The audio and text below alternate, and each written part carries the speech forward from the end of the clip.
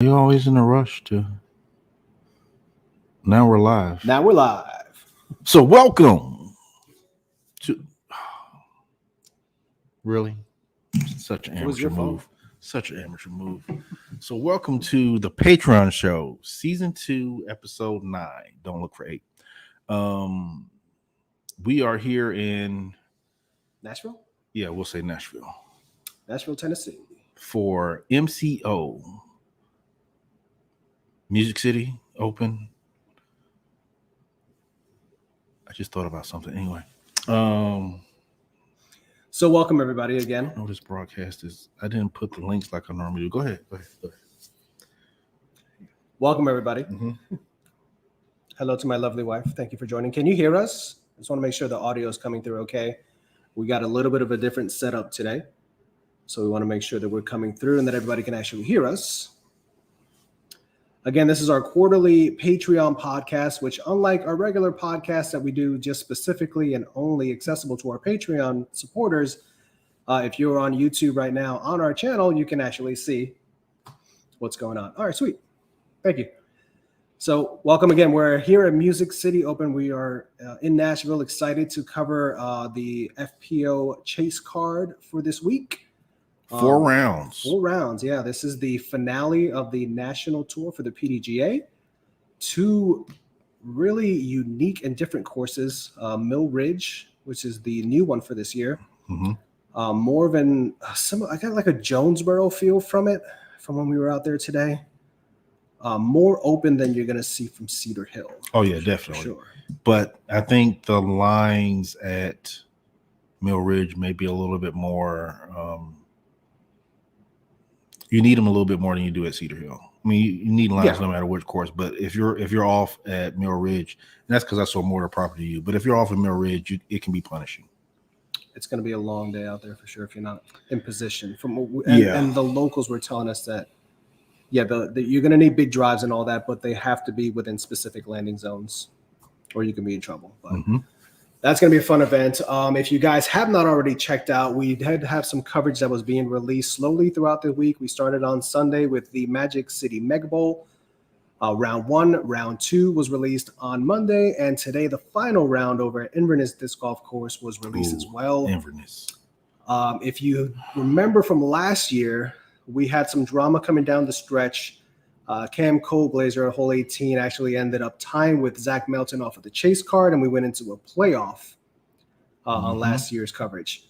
We won't give anything away, but again, hole 18 and really hole 17 also are going to be key factors in this year's coverage. So if you haven't checked out the final round, head on over once we're done here, obviously, and check that out as well. What's up, Russ? What's up, Chief? Coming down the home stretch of the season. Oh, yeah, definitely going to be a Halloween Open. We will be at Hub City Halloween Open. Yep. We look forward to that event. That's always a fun time. But we're here in Nashville, home of so many incredible professional disc golfers, including one uniquely multi-talented disc golfer who will be our guest for this quarterly podcast. If you're not following her on Instagram, you're missing out because she puts out incredible content. She is a Prodigy-sponsored pro, the co-founder of the Respect Her Game movement. You know her as Miss Sarah Sinclair. Hello. I was here the whole time. Thanks for having me. Absolutely. Thanks for coming. Thanks for having us. Oh, of course. Yeah, since we were technically in your living room or kitchen or whatever you want to call it. Your house. The great room. It's just one room that encompasses everything, basically. There you go. So that works. Yeah.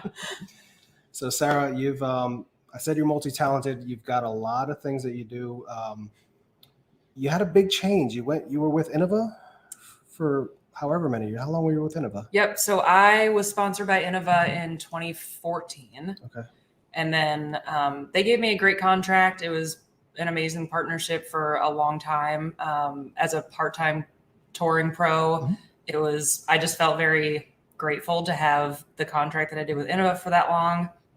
And then as soon as I started kind of focusing on nutrition and fitness and bettering myself in that way, Prodigy kind of caught on and got more and more interested and wanted to support me. And so they approached me at the end of 20 2020. What year is it? 2021 2020. And it was a contract that I could not turn down, and I ended up transitioning, I think, November 2020. Okay. So yeah. So I know we hear a lot about like off-season movement, and they kind of focus more on the MPO players. Oh, this person's switching over, and this person's doing that, and this, that, and third. So from your side of it, switching over after throwing interval for so long, what was that experience like, having to go through a whole new lineup of discs and trying to maybe not necessarily replace discs, but replace shots that you had in your arsenal? Yeah, I was very lucky because I've got some good friends who may or may not be sitting just feet away from us who were able to kind of help me at the transition. It's difficult because it's not really apples to apples. Yeah. At first, we attempted to just kind of compare flight charts, and we actually went to the local Nashville disc golf store, and we're like, okay, I throw this, and this from Innova.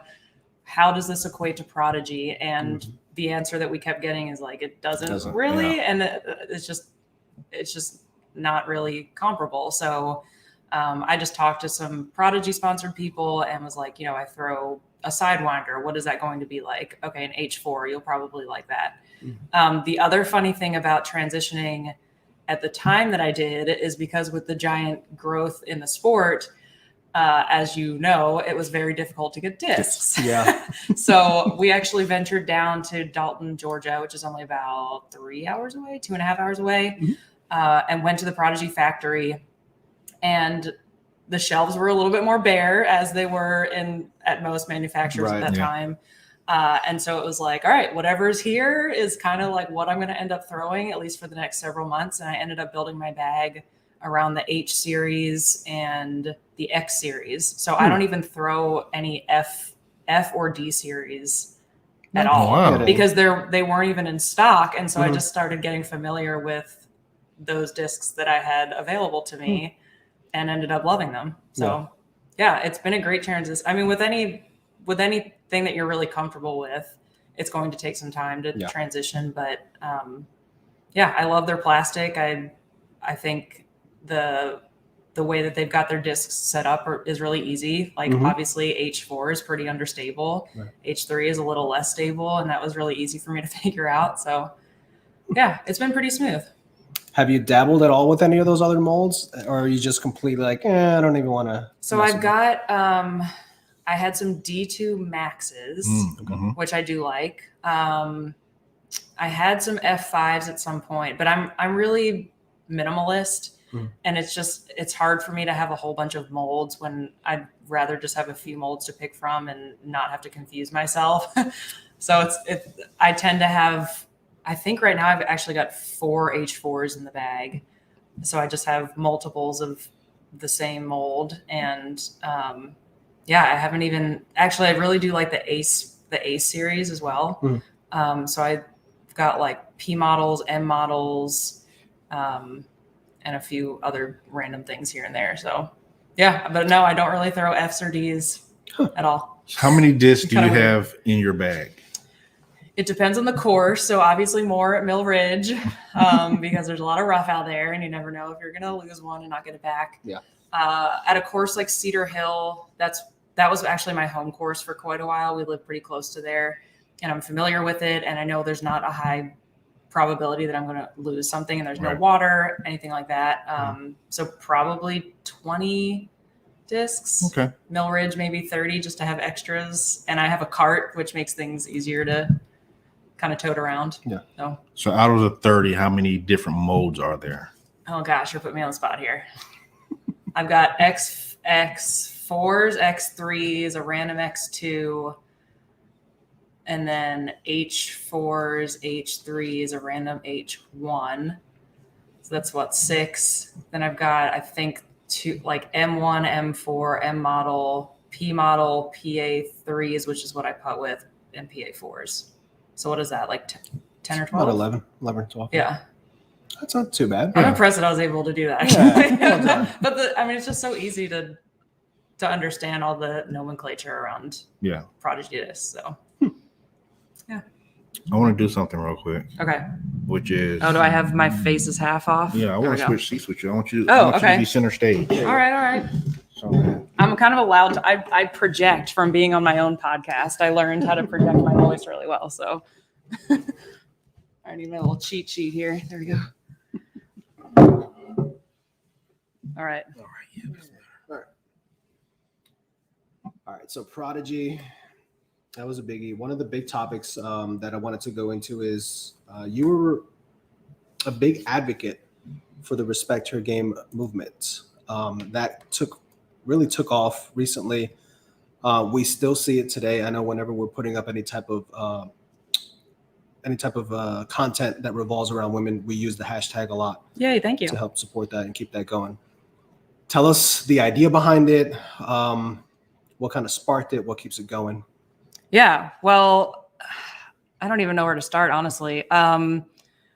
Obviously, disc golf is a very male-dominated sport, and there's a group of us pro women who wanted to make sure that we're building a positive space where women feel safe in the sport. I've got countless examples of over my 13-year career of feeling unsafe or awkward or unwelcomed or intimidated, either online or physically on the course. Yeah. And I'm like a pretty confident woman. Like I can show up. There's been many times, because I've moved all over the country at this point, where I don't know anyone, but I want to go play a league. And I'm confident enough in myself where I can just show up and be like, hey guys, like I'm Sarah, I'm going to come play your league now and not know a single person. I'm the only girl. But I know most women, or a lot of women, are not comfortable doing that, especially if they're, maybe not throwing super far or kind of like early in their game. And it can be really intimidating to do something like that. Mm-hmm. And so we just want to make a space that's safe enough for women to be able to do that and not feel threatened. It's kind of blown up in two respects. One, it's the coolest thing for me is putting out all of this content and kind of showing that this stuff happens to basically, I haven't met a woman that hasn't experienced, a disc golf female that hasn't experienced some of these things personally. Yeah. And so when you call this stuff out and you have other men that are like, oh my gosh, I had no idea that this is happening. Now I'm going to start looking for it either online, and I'm going to stand up for somebody, or I'm going to nip it in the bud. Or if I'm running a league, I'm going to make sure that the females in my league feel extra safe and welcome and create a positive place where they can be. And then the other side of it is just all the women that have come together. You all don't have access to it because you're men, but we have a safe space on Facebook, and I haven't seen the count, but I want to say we're probably up to around 1,200 members in a private Facebook group. Wow. So we've got just conversations going on constantly about all sorts of stuff.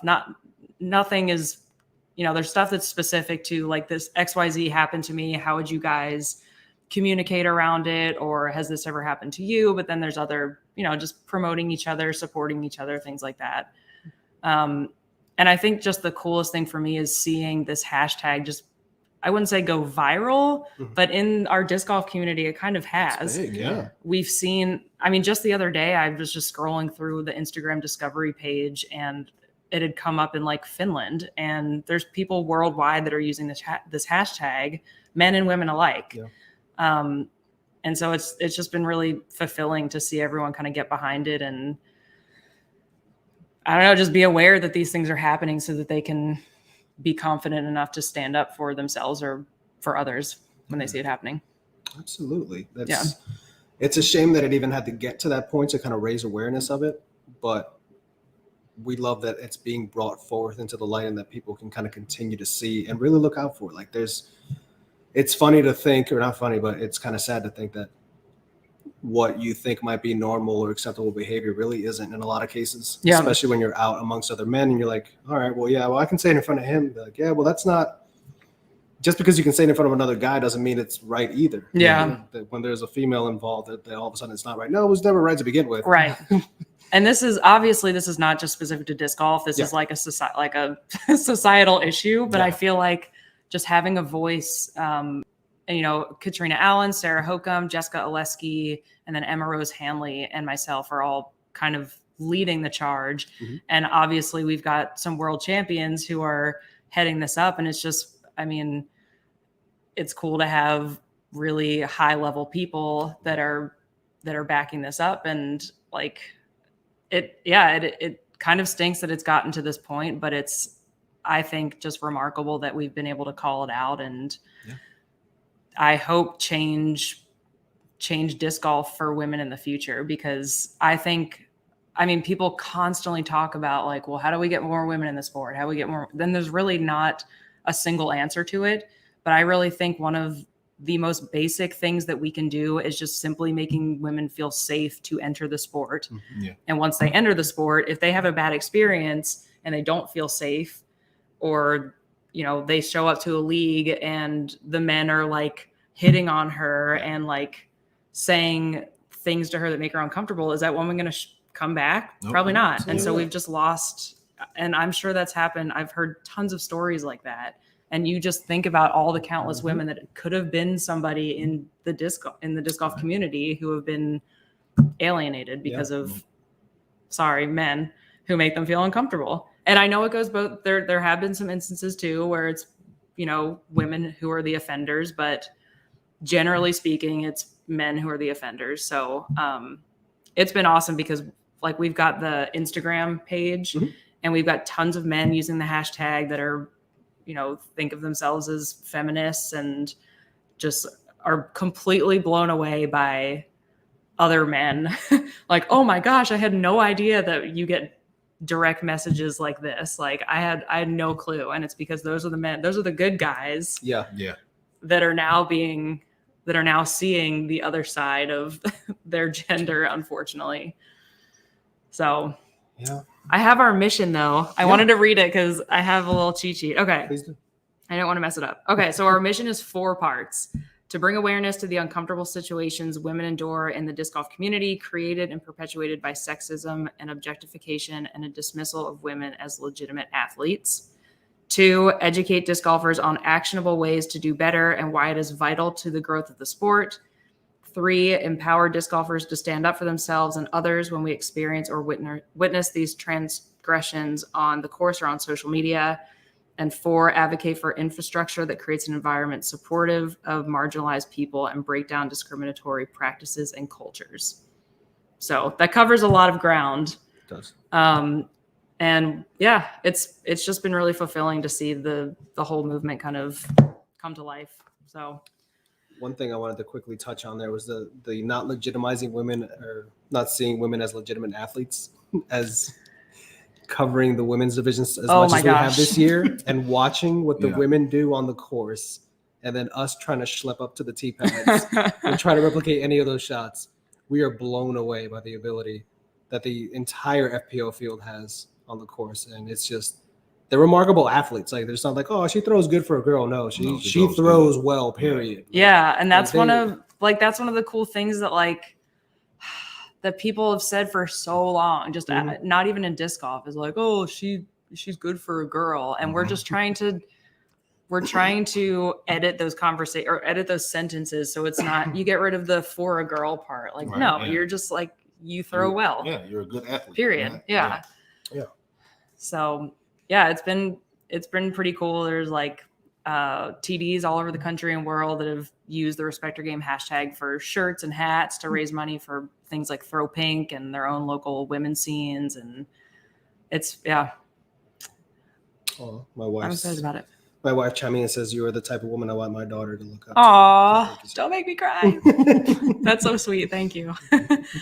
Yeah, that's one thing. Like, that's really one of the things why we got behind. We both have daughters, and like I have a 5-year-old, and I take her out with me, and she'll play, and we'll go in the backyard. And I want to be able to bring her up in a world where she'll be respected when she goes out there, and she, feels safe and can do these things on her own. So things like this, as small as they may seem when you first get them started, have such an enormous effect when you continue to bring in more and more people and continue to raise awareness. So thank you for what you're doing.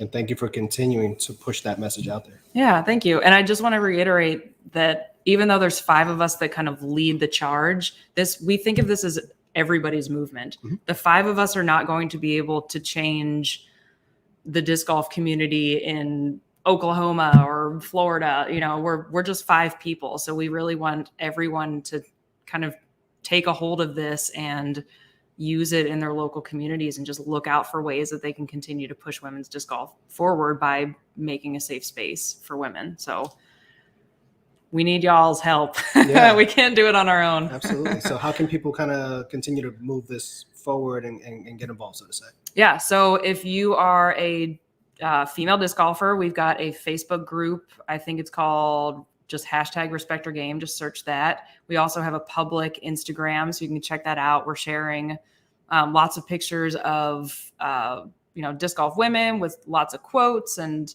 just trying to share the message out there a little bit. And then we also have a website, respecthergame.org. And there's actually some really cool tools on there. So just thinking about the stuff that like she throws good for a girl, like other ways that you could potentially state that without being sexist. Or, if you see this or hear this, here are some ways that you can respond to it. And I'm a professional communicator. That's what I do in my real life job. And I'm just really big on constructive communication. And if I do, luckily, I think most men, or so I've heard, are intimidated by me at this point. So I actually don't get a lot of DMs that I think are very sexist anymore, because people, if they follow me for more than 2 days, they know they're going to get shut down. So what I like to do is just from an educational standpoint.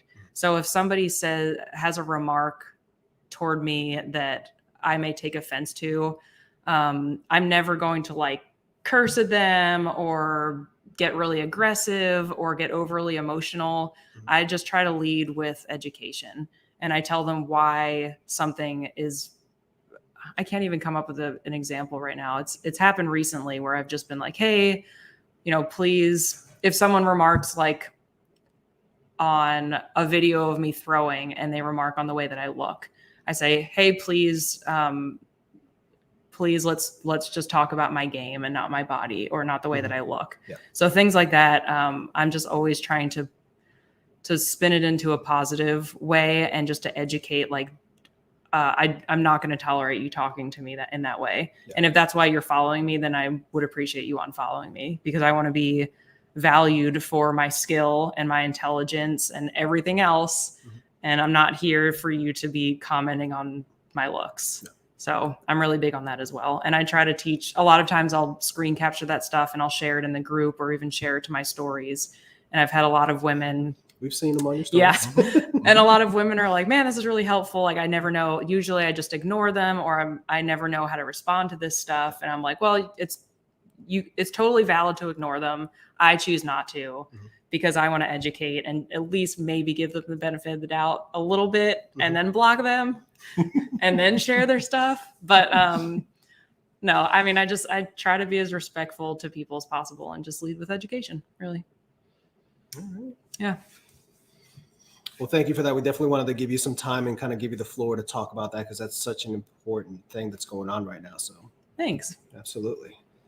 So we talked about, when we first introduced you, we talked about how multi-talented you are. So we talked about you being a professional disc golfer. You got a adult daytime job. Yes, I do. But you are also a certified nutritionalist? Nutrition coach. Nutrition coach. So tell us what kind of got you inspired to take on that task as well. Okay. So that's kind of my side hustle in addition to my actual job that pays the bills. But yeah, I mean, I could go back as far as early childhood if you really had a lot of time, but no. So about 2 years ago, so I've always been an athlete since probably about 6 years old. I did competitive swimming. I did, all the stuff that kids do. I did like baseball, softball, tennis, soccer, like everything, ballet, all the things. But that entire time I also struggled with my weight. So I had some disordered eating happening. I had a pretty poor family life growing up and just not a lot of education on like healthy foods. Didn't have a lot of access to healthy foods at a couple of times in my life. And fast forward many, many years to college when everyone gains all the weight. I gained probably 30 pounds. I did a lot of binge drinking, a lot of unhealthy stuff. But I also played competitive ultimate. And I was always a lot slower than the other women because although I was athletic, I was, overweight. I was carrying a lot of extra weight. And the binge drinking didn't help either. So,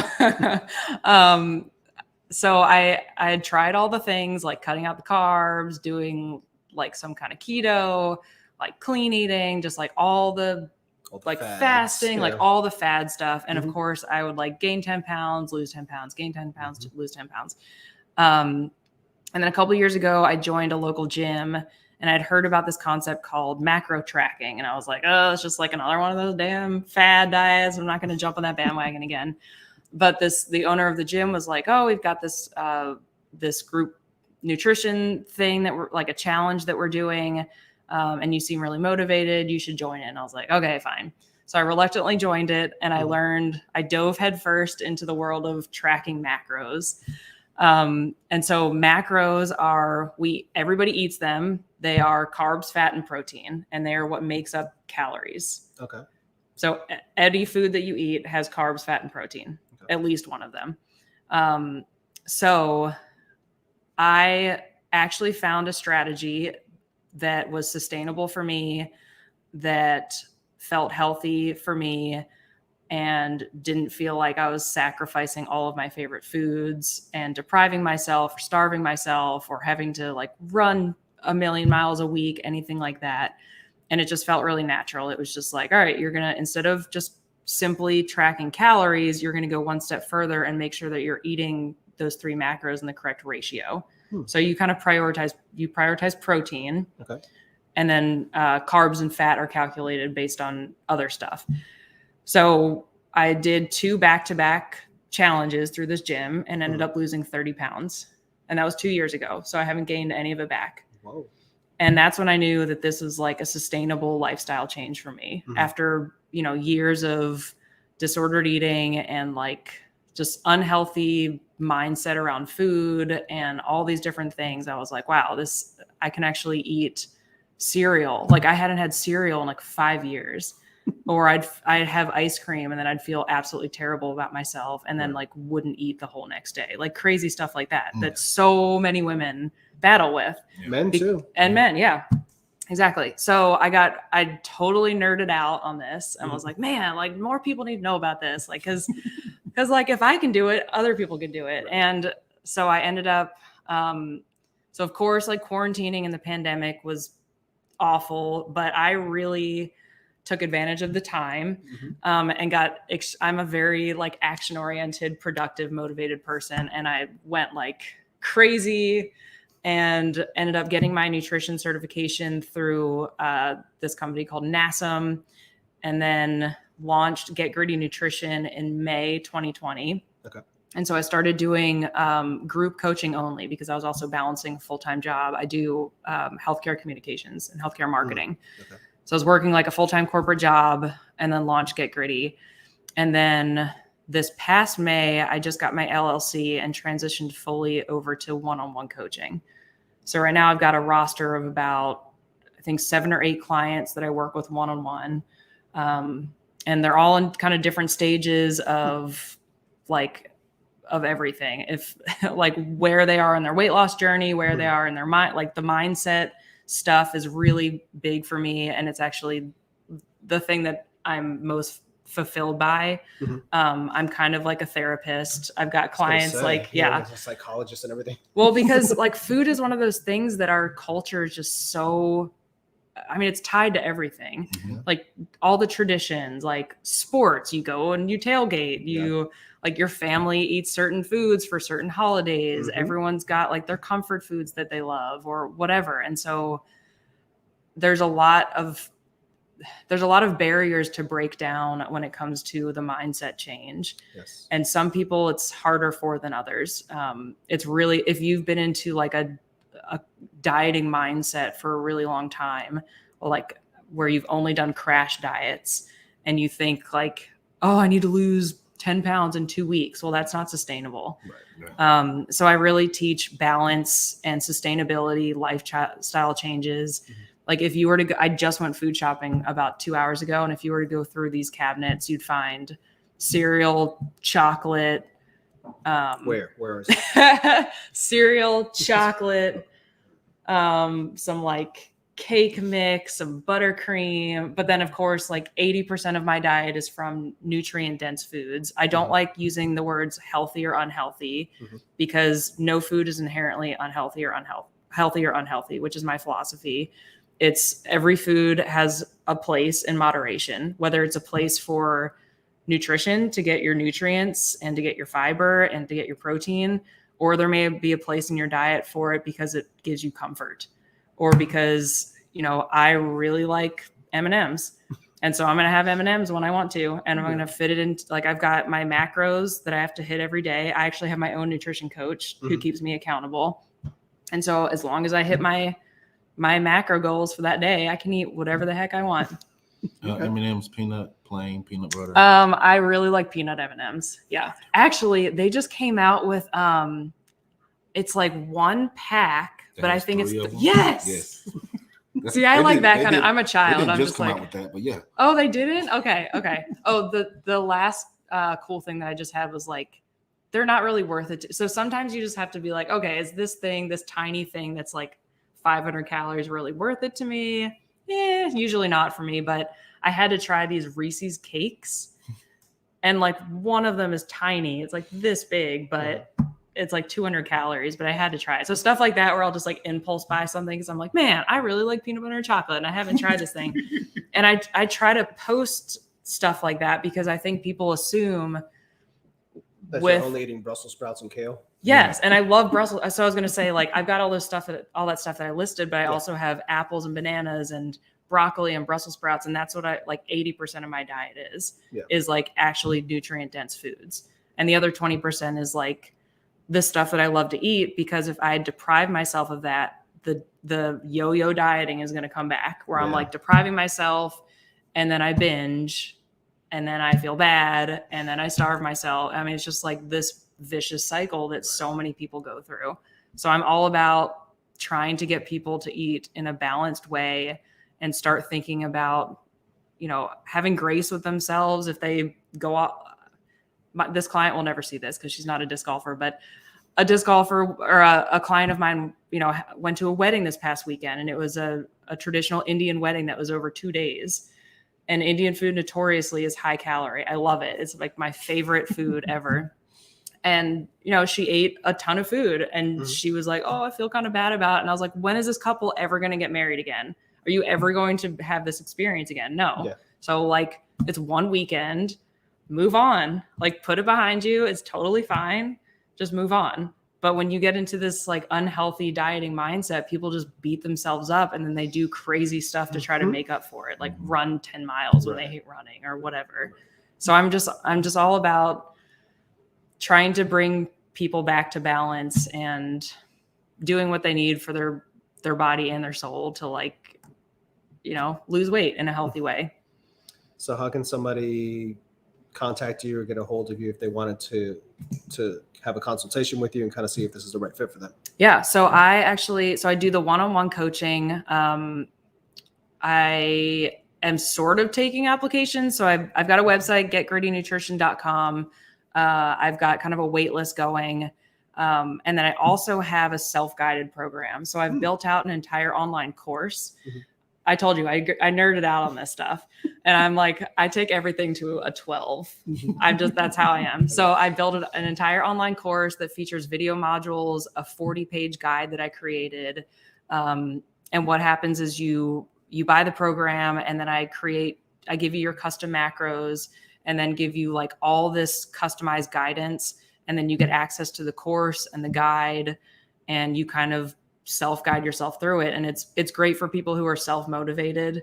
But really the best part of one-on-one coaching is the accountability, and myself included. Like I wanted to, like, I'm just trying to build as much muscle now as possible, because the more muscle you have, the more food you can eat.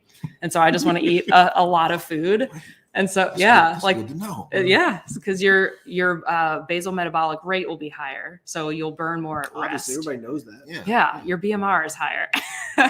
So I'm trying to build more muscle so that I can eat as much food as possible and, you know, maintain my weight.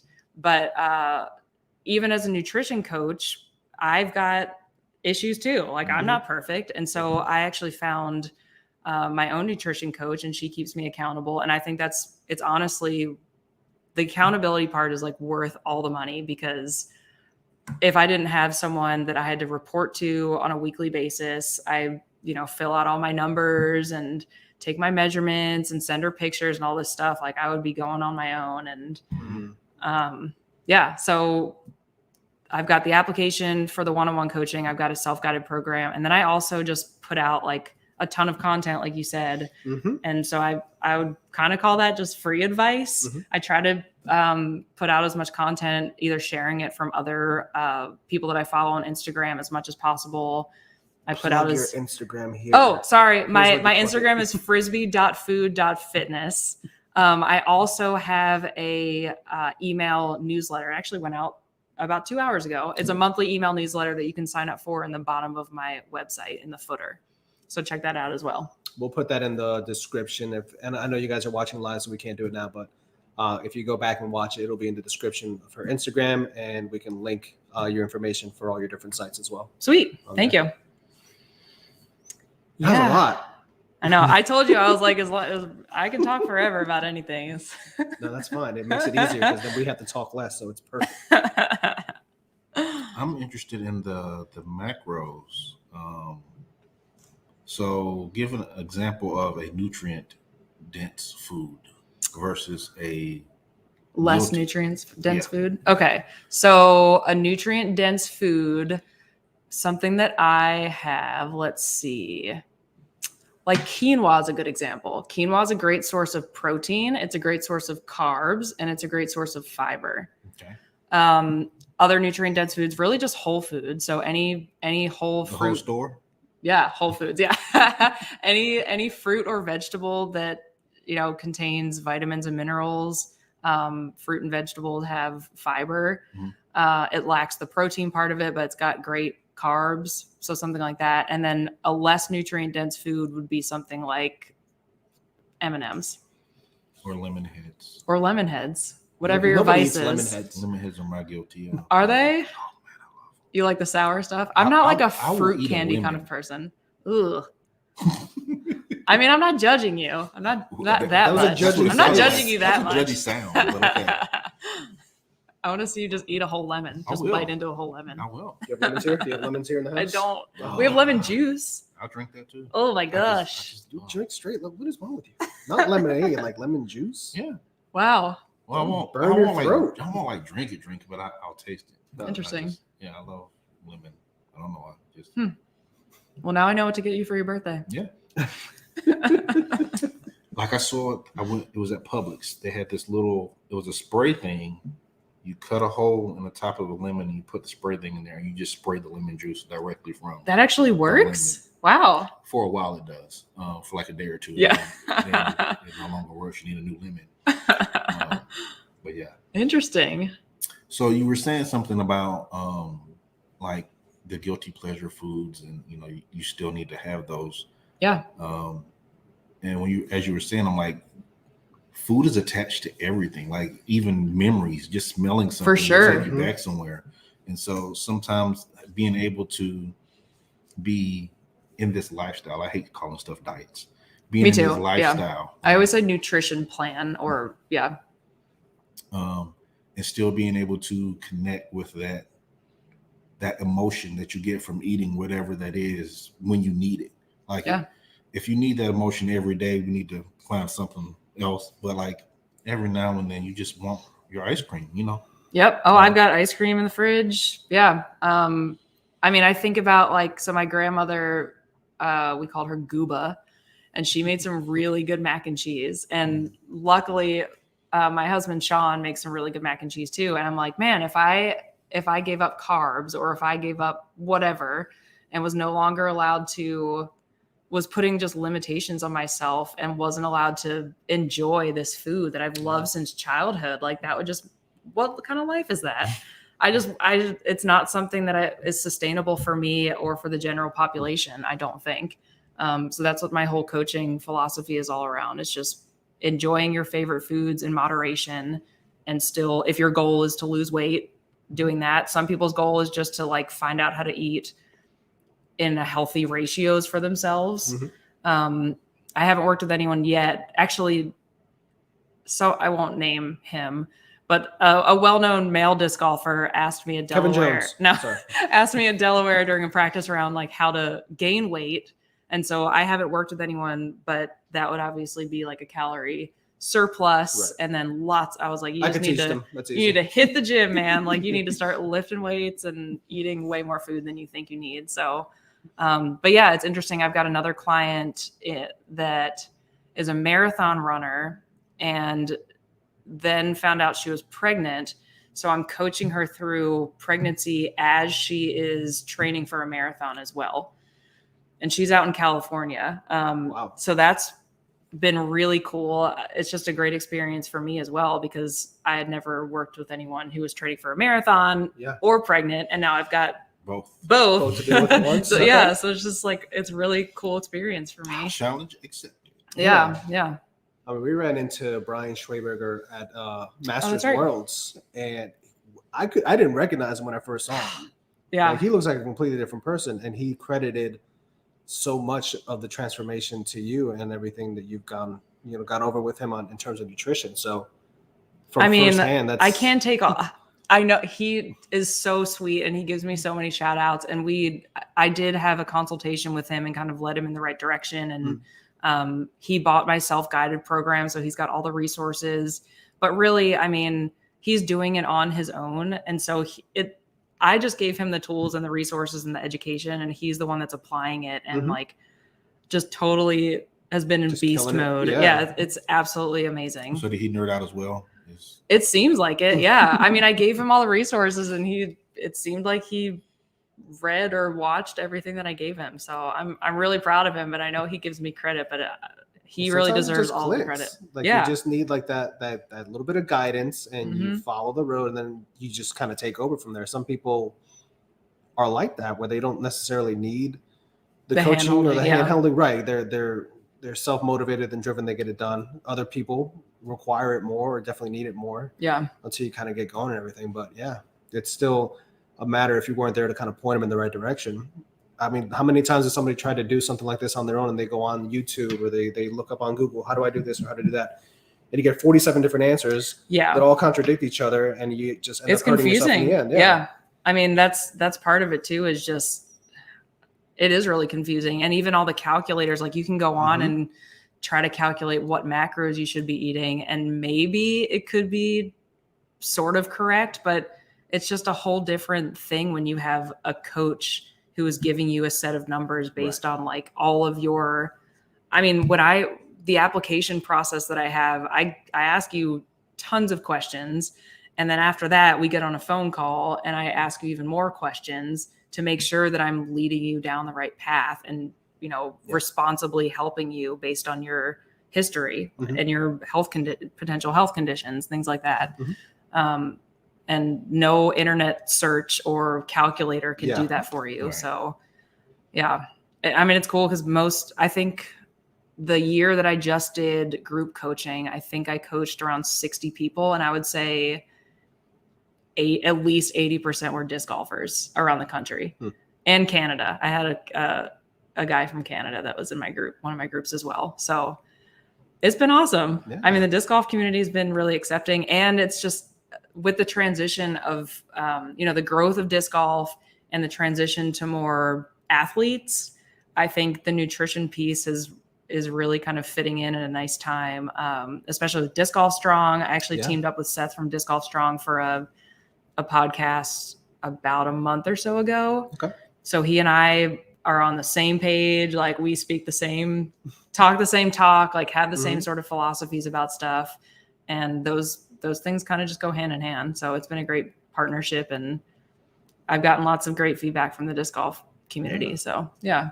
So I have a question. I actually have two. I'm trying to remember both of them. First one, so what is different, or what do you know, what's the difference between the group aspect and the personal aspect, and why do you prefer one over the other? So the groups I launched because I was a new coach, and was still trying to feel it out and wanted to get experience with a lot of different people in, I guess, a less personalized way. But the other reason is because I was working full time at that point, and it was really just more of a capacity thing. Okay. So my biggest group, I think my groups ranged from 6 people to 18 people. I think my largest group was about 18 people. And it was about, I think the shortest group I did was 6 weeks. The longest was 9 weeks. And we were chatting every single day. They would log all their stuff in MyFitnessPal, upload it. And then every single night I would comment and give feedback and guidance to every single person in the group. And then I actually got a secondary certification through this total macro badass, so I got that certification in the beginning of 2021. And in talking to all these other macro coaches around the country, realized that what I was offering for my group program was basically what coaches were offering for one-on-one. And I wasn't charging like nearly enough as I should be. And then I actually quit my full-time job and started working in still corporate America, but doing contract work. So I have a little bit more flexibility, and really wanted to work with people longer term because the groups were 8 to 9 weeks. Right. And now I've got clients that, some of them have some pretty lofty goals that are going to take a while, like several months to a couple of years. And so now I can work with people for a long period of time and really help them toward their goals instead of just 8 weeks and then we're done. So I'm sorry, that was a very long answer. No, I tend to do that. Good answer. Thanks. The other question was about something that was off camera. You and Kat's conflicting theories about something. Oh.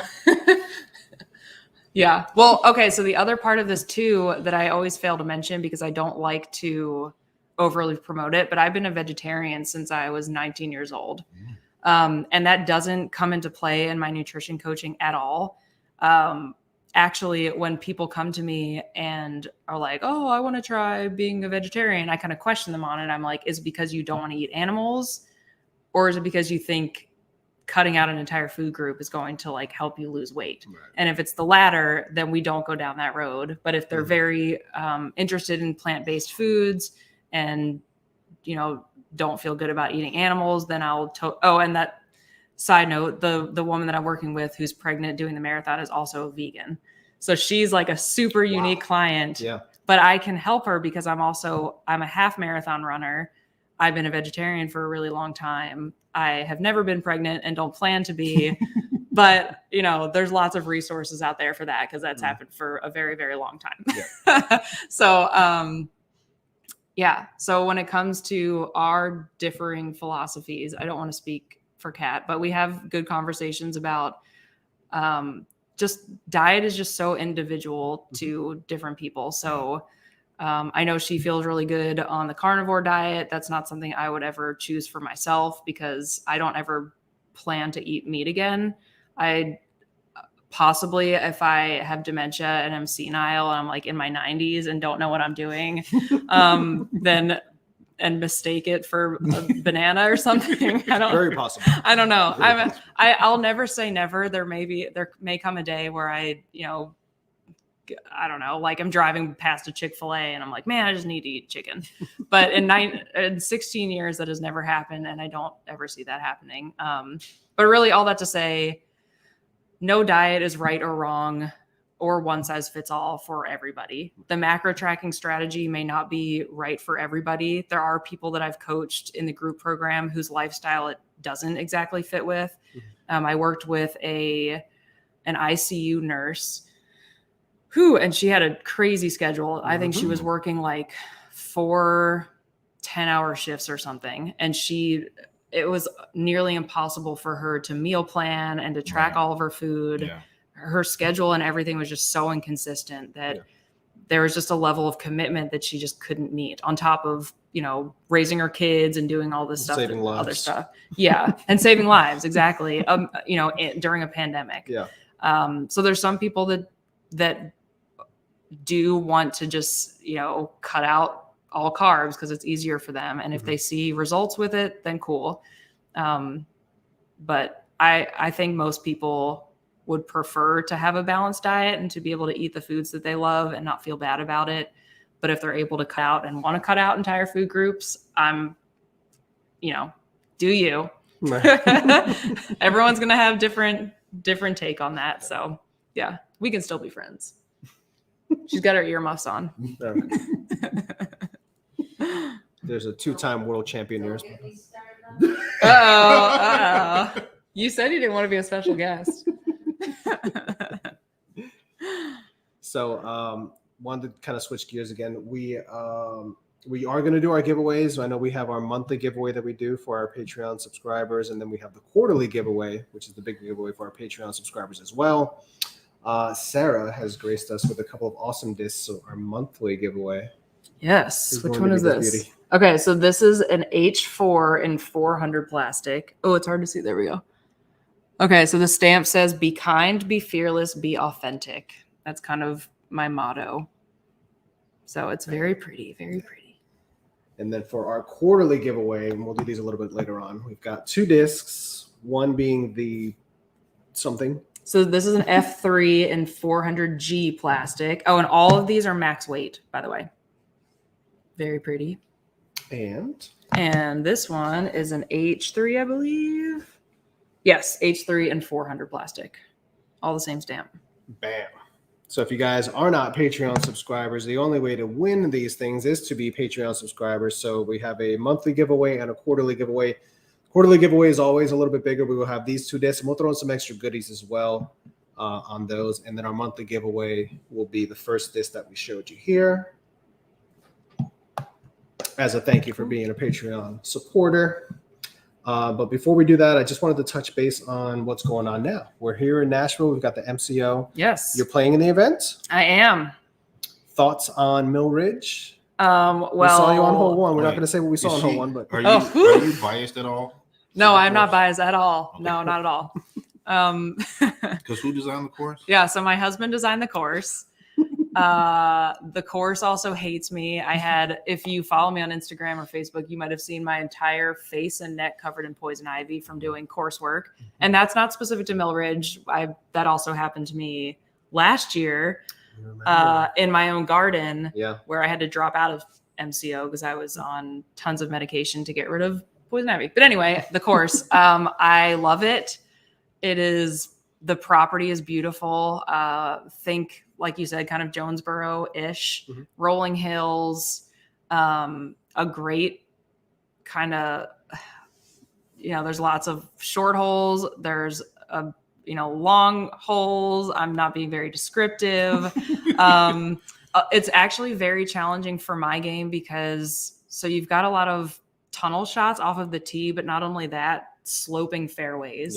Yeah. And one of the hardest shots for me in my game is trusting my disc, trusting like a flex on a fairway that's like this, that I know if I don't put it on a specific line, it's going to hyzer out. Yeah. And so this, like you said in the beginning of the show, I wouldn't call this course wide. It's kind of like park golf. It's like wide open with an asterisk. Like you've got giant clumps of trees. You've got lots of rough. And then you have to execute off the tee. Some of it's placement and some of it's like just angle, like all about angles. And then I haven't played a windy round out there yet, but that will make things very interesting if there's some wind as well. Yes. We haven't looked at the forecast for wind. We've only seen like what the temps are going to be and rain and all that stuff. It looks like we're going to hopefully miss out on all this stuff that's been hitting this area over the last couple of days. Yes. I saw Thursday. Well, so we don't play there until Saturday, right? Saturday. Thursday is actually supposed to be a high of like 66, I think. Yeah. Just pretty cool for this time of year. But yeah, the course it's beautiful. And Sean and the entire Music City club have been putting in work on this thing. It was supposed to be in play last year, of course, when the before the NT got canceled. Yeah. So that it was all designed last year. They put in a ton of work for that, and then we ended up not using it. And I mean, I would love to know the number of combined volunteer hours that have been put in out there. It's got to be in the thousands. So if you're playing or spectating, please say thank you to anyone that is volunteering out here, because I mean, that's one of probably 6 courses that are in play for the whole tournament, AM and pro side. So yeah, I forget how many hundreds of actual competitors are here, but it's an enormous event overall. So, you know, we're going to highlight obviously the professional side of it, but overall it is an enormous tournament that is encompassing all skill levels throughout many different courses. And that takes an enormous amount of work to get all that put together in time. So yeah, the Music City Disc Golf crew, course, club, all of it, just knocking it out of the ballpark again this year. So that'll be a fun one. Again, we have the pleasure of covering it'll be the FPO feature card round 1. I think there's 3 feature cards on the first day with the live coverage, and then the 2 other cards. And then we'll have FPO chase every day after that. We believe somebody's going to help us with commentary on those rounds too. I think I might be doing that. Oh yeah, that's right. It's you. But I'm actually not commentating for myself. At least round 1, I'm not commentating for myself. Just have to get on, the rest of the way. I know. I hope so. We always say this too. I'll be on the live. Yeah. So watch me on live coverage. So you know more than we know right now. Oh yeah, you probably know who. We don't even know who we're covering yet on the first day. They never tell us until the tee times are up. Oh, they are? Yeah, they were up last night. So I know that I'm teeing off. It's myself, Kat, Holly, and Sarah Gilpin. Which cat? Katrina Allen. Katrina Allen. I know, it's so weird. There's 2 cats now. So that's 2. We tee off at 2:30 on Thursday at Cedar Hill for the first round. Okay. Yeah. And Cedar Hill, if you haven't played that course, I believe it's the best course in Nashville. We live in Mount Juliet right now, but the house that we lived in before then, we actually looked in that neighborhood because it was closest to that course. It wasn't super close, but it was the closest course to us at the time. And it's just it's very wooded, lots of birdie opportunities, but it's still really challenging. Yeah, it's just really fun. There's some changes from last year to this year, like hole 1. Yep. They decided to move. I think all the changes are pin changes, right? Yes. There's 3 different new basket locations, and one will be interesting. It's a true par 3.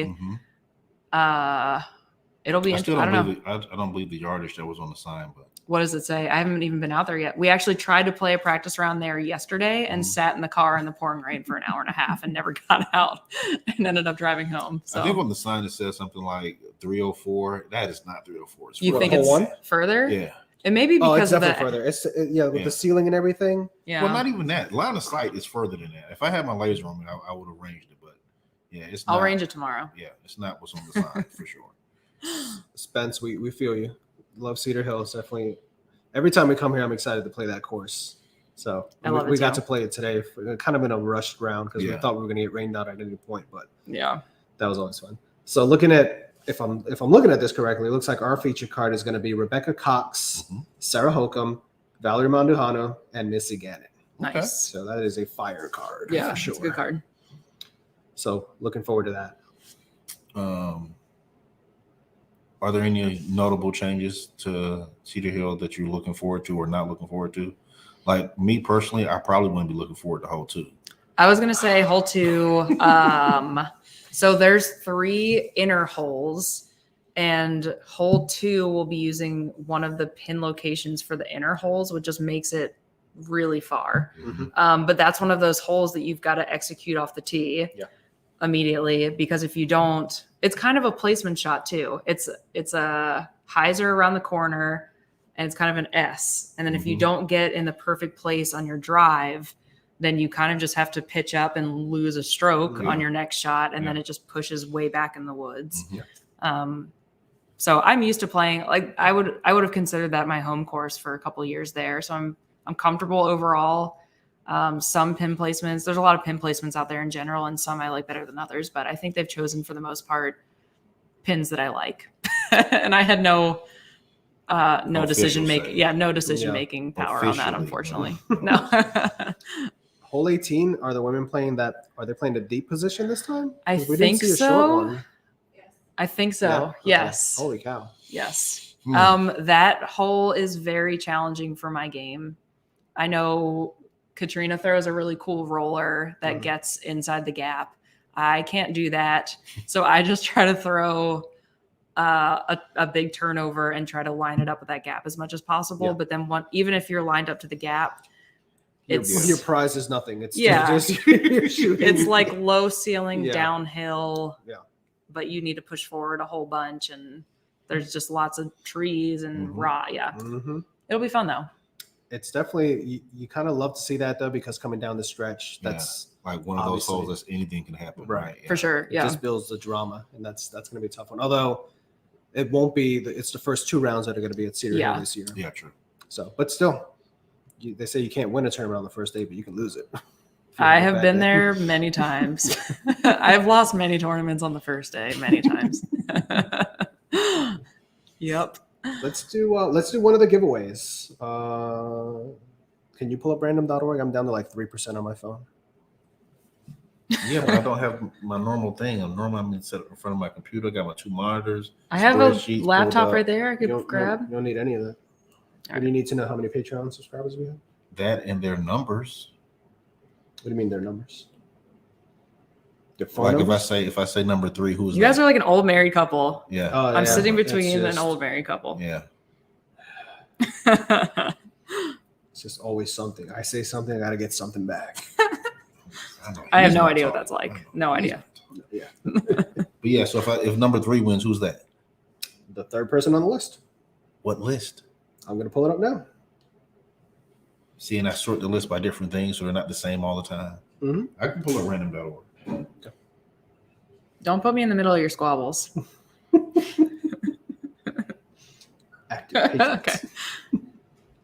What is that? What's something happening behind us? There's a mouse. There's a mouse in the house. Good Did she get very far in her puzzle? It's like, how many pieces? She's are sorting. there? Oh, she's sorting by color, I think. Oh, that's Yeah, it's a good strategy. Is that 1,000 piece puzzle? Yes. I've never done a puzzle that. Yeah. My grandmother, my 97-year-old grandmother is a total boss at puzzles. So we'll sit there and I think she's cut down a little bit to 500, but still, it's pretty amazing. Hey, oh, there we go. All right. So, let's see. Out of the 16 active patrons that we have, 1, That's not even a number. 2. See, I do sorting. What are you guys Three. excited for this week? What's your highlight? Honestly, when everything's done. Okay, the highlight. what's the next most exciting thing? I enjoy watching everything kind of unfold as we're going through and be like, oh man, tomorrow, this person made a move and now they're within striking distance, and the leaderboard shifted. Let's see what it's going to play out like tomorrow. So being able to watch that unfold is always really fun. Although a lot of the times he talks about being he's the catch cam and I'm the player cam. So he has no idea what's going on. I have no idea. I don't know Oh, the yeah. order in T-box. I don't know who put it. I have no people like, so how's it going? I don't know. Only so I have the shots. I was going to ask if you feel like you can really spectate the event while you're filming. I can't because I don't see it all. I Yeah. can try to, but there's like times where if Yeah. someone's over here and someone's over there and someone's over here, I've got to run to 3 different positions and set up, and they throw shots, and now I have no idea Yeah. I still who's get, in position for I still what. get wowed by shots and by putts and that I do see, just like any spectator. But I don't go out with the same feeling that a spectator goes out with, because I actually have a job. 'Cause you're after. working, yeah. Right. Yeah. I'm gonna call somebody out. I don't know who it was, but we were at the U.S. Tim Selinsky's U.S. Worlds. Yep. I was setting up on hole 18 to catch the shot, and someone behind me says, "You're not a window." What does that mean? Dude, I'm doing a job. Like I don't you care can't what you can see. see. Oh, I don't You care what move. you can see. Yeah. I got a job to do. This is going to be immortalized. I don't care what you see for the next 5 minutes. So I had to make put him in his place a little bit. well, I I'm in the middle of action and recording live and stuff, so I couldn't. Yeah. But I did at some point go over there and say something indirectly to them, just because I'm like, dude, you're gonna watch this video whether you know it or not. You're gonna watch this video because you're gonna want to see this clutch ending. I mean, we were talking about a potential 3-way tie for the U.S. Championship. Yeah. So, I'm gonna get in a position and block your view. I don't care. People. All but 4. So we have 12 that qualify for the monthly, for the quarterly. Which one are we doing first? Let's do the quarterly since we pulled that one up. I said we'll do the monthly. I lied. So we'll do the quarterly giveaway, which was the 2 discs. There's one. Here's another. And we'll throw in like a koozie or some cheeseburgers or something. I don't know what's going on. There's our other special guest, our other mouse in the house. But yeah, so we have 12 people that qualify for that one. No, we don't. The quarterly giveaway is for the other one. So this is the monthly. So forget everything I said. The 12 is for the monthly, which is this one. Shaking my head. Oh, okay. And you wonder why we argue. I know. You guys are bickering like a married couple. Okay. All right, so monthly giveaway. All right. That one is 12 because that's $5 or above. So to qualify for the monthly giveaway, you have to be a $5 patron or above, which is 12 people that we have. Thank you to all 12 of you.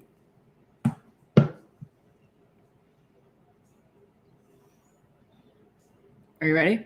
Go ahead. Yeah, give me a number. Oh, I have to give you a number? Just a number. That's okay, how many times 9. I'm going to do it. 9. I'm going to do it 9 times now. Oh my gosh, that's what the number's for? Yeah. I thought I was just choosing a number between 1 and 12. No. Okay, then 4. No, you said 9. Oh my gosh. 9's my favorite number. I'm kind of OCD about it. All right, so Let's go. Are you? Yeah, 9? Yes. That's so weird. That's really weird. And the square root of 9, of course, because you can't, 9 is not relevant all the time, but 3 is typically okay. Mhm. So I'm a nerd. I got my first number. I need help keeping track here. Okay, so All I right, got so 8, Mhm. 1, Mhm. I'm sorry, 12, guys. Mhm. 4, Mhm. 2, Mhm. 1. Okay. 1, Mhm. 4. All right, here we go. One more. So this is it. 6. 6. Number 6. All right, here we go. So that is 1, 2, 3, 4, 5. 6 is Frolfer Magazine. All right, Frolfer. My friends at Frolfer Magazine. Congratulations, Yay. Adam Wojciechowski and crew. They've had me on their podcast before. They have. Yes, Awesome guys. yes. From our home area, we're all trying to That's right. push the game forward in our area. So Awesome. love seeing that. Let's see. So how many did we have for the other giveaways? 1,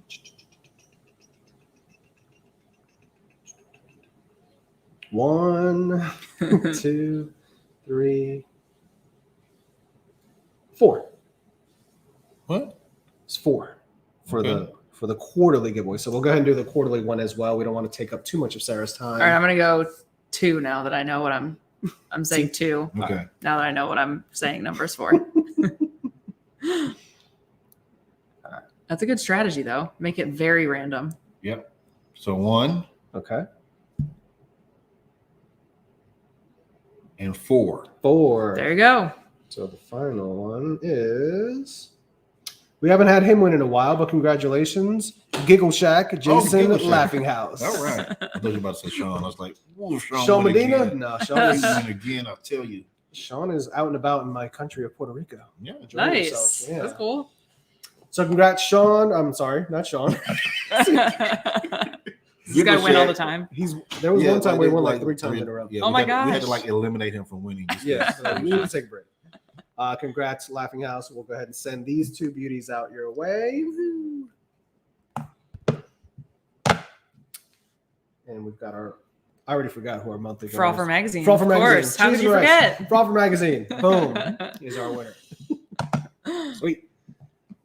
So just wanted to touch base on I guess really just wrap up stuff at this point. What's next is what I have on here. Well, I'm wrapping up my season soon. So next weekend I'm playing in the Kentucky State Championships. Don't ask me what city that's in. It's It's about 2.5 hours from here, but I don't remember the city. I remember I have a cool Airbnb set up. Okay. And then a couple weeks after that, I'll be playing in Chains on the Links in Chattanooga. I've signed up for that event 3 different times, and 3 different times I've had to withdraw. I've also done that for that event. I don't know. It's just the time of year for some reason. Yeah. One year I'm going to play it. You better. You play disc golf? I don't even know. I'm just kidding. Barely now. Yeah. And then other than that, we have taken a hit this season. Normally I get like 20 events in a minimum. Really? Yeah. That's more than me. Yeah. Dang. I'm going to maybe get to 10 this year. I think I might be at 13 or 14, which is pretty good for me. Nice.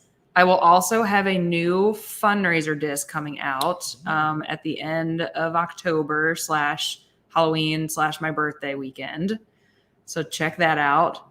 And then around November and December, we start planning. So I also run the largest mixed doubles event in the world called Ladies and Gents. Yep.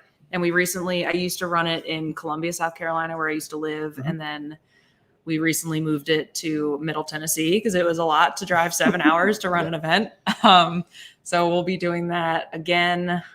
Gosh, that'll be the 8th annual. We canceled during the pandemic. I believe it'll be the 8th or I want to say the 8th annual. Okay. We skipped a year. And that'll be in March or April. So what park was it at in Columbia? It was at Earlwood. My all-time favorite. Yeah. How can you like those baskets? They're original. I mean, those baskets make me appreciate every Mark III that I ever run into. Oh yeah. If you've never played Earlwood before, the top is solid metal because they used to have lights in them. Did you know this? Mm-hmm. They were taken from a course, I believe, in Myrtle Beach. Yep, maybe. Gosh, the Earlwood Classic has been around for over 30 years now. Mm-hmm. So probably those baskets are probably 35, 40 years old. Yeah. Still intact because they're like tanks. But they don't have the lights anymore, unfortunately. But if you hit one of those things, I mean, there's decent elevation change on that course. You're getting the Earlwood roll for sure. Yeah. So, no, but we moved the event to a private course just north of Nashville called Ogwood Disc Golf Course. Oh, we've heard of Ogwood. Yeah, it's really, really cool. So that's where it'll be next year, hopefully, as well. Sweet. So, yeah, I got all my side hustles. I'll be staying busy and, trying to practice as much as possible in the off season. You mentioned fundraiser discs. If anybody wanted to get their hands on these, do you have any more of these left? Yes, I've got my stack over there. I think I have 8 or so left. I think I have F3s, F4s, and a couple of H4s, maybe an H3. And then Disc Baron is actually my sponsor who fronted these for me and is selling them on the website. So I believe there's more molds available on discbaron.com. So check those out as well. Sweet. Does Madisonville sound familiar? Where Kentucky States is? Possibly. Okay. I don't know, Russ. You would know better than me. I'm the worst. Basically my life is like one day at a time at this point. I look at my calendar. I'm like, all right, what do I need to do tomorrow? Mm-hmm. So this week is just pure chaos with everything going on with Music City Open. And then once this week clears out, then next week I'll focus on the next thing, figure out where I'm going. Always a good plan. Yeah. All right. So in terms of what's next for us, we've got obviously the Music City Open coming up here. Mm-hmm. We will then try to get out the Battle at Boomtown. We know a lot of people are waiting on that also. Thank you so much for your patience. If you haven't checked out the Magic City Mega Bowl, that is up. All 3 rounds are available for your viewing pleasure on our YouTube channel. Other than that, we've got the Hub City Halloween Open. Mm-hmm. We've got another event that we haven't gotten the official on yet. So I don't know if I should mention the Down East Players Cup. Where's that? But it's Down East. That's in North Carolina. Gotcha. And that'll be like the week before Hub City Halloween Open, something like that. But other than that, Mothers Raising Sons, 2nd annual Charity Disc Golf Classic has been changed from a 2-day event to a 1-day event. It should still be on October the 2nd at Little Mulberry. Again, 1 day, 2 rounds, supporting a good nonprofit 501c3. Hopefully, I think this year with the timing of us being out so much, we just didn't get the chance to put the word out. But I really want us to play that ball golf course that we have developed a relationship with for the last 2 years that we haven't been able to have an event there. But But if you know Little Mulberry, it's still a quality park. It's it was ranked one of the 50 best courses in the world. Yeah. Wow. You guys, we love playing Little Mulberry. So check that out. 2-day event at Little Mulberry Park, still for a great cause. And it's still on Disc Golf Scene. That is still for October 2nd. October 2nd. So check that out for sure. Other than that, anything else we need to touch base on? What's this? The sinks. Yeah. I don't think we actually have a video. We've got a YouTube channel, Sinclair Disc Golf, and one of our videos is at the sinks. That's right. Spoiler alert, it is not my best round, which makes it pretty entertaining. Yeah, if you haven't checked out Sarah's channel, it's definitely fun watch. We haven't put anything out in a while because Sean's been traveling like crazy, but starting in November, we'll start to do videos again. Yeah. There you go. So check them out. Other than that, I think we're good. I want to thank again Sarah Sinclair for joining us for this podcast. And providing us with a venue. And thanks for having me. For hosting us. Of course. We didn't get to see your crazy dogs running around, but they actually stayed silent except for one little bark about 5 minutes ago. I'm very proud of them. I'm a proud mommy right now. But again, thank you everybody for the support. To our Patreon family, thank you so very much for everything you do for us every month. Your support helps keep us on the road and bring you extra content. Like the Tree Strike Challenge and all this stuff. And we got some other fun things that we're trying to get lined up at a couple different events coming your way. So thank you for all that. Thank you everybody for tuning in. We know we ran into Smashbox's time, which was, we didn't mean for that to happen, but we only had this night to make it work. So sorry, Terry. We still love you, buddy. Bye, Terry. Yeah, bye, Terry. So thanks everybody for tuning in. We took your spot. Make sure to check us out again in 3 months, unless you're a Patreon supporter, and then you'll see us again next month. But thanks so much, everybody. Have a good night. Bye.